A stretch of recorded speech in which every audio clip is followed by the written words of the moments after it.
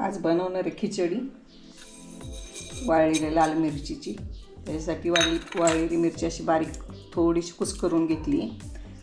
साबुदाणा भिजवून घेतला, त्याच्यात शेंगदाण्याचं कूट आणि मीठ टाकले, तेल तापायला ठेवले.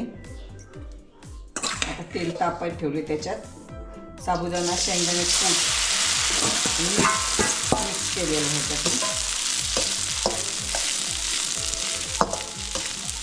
आणि हे आता मिरची तुकडे केलेत ना बारीक बारीक लाल मिरचीचे वाळलेले, ते टाकायचे.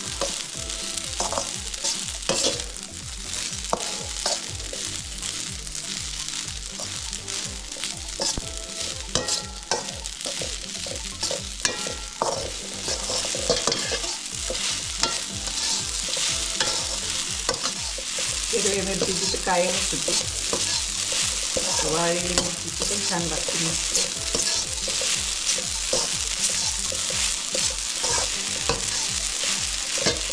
चांगली हलवली, कमी गॅसवर झाकण ठेवून परतून घ्यायची.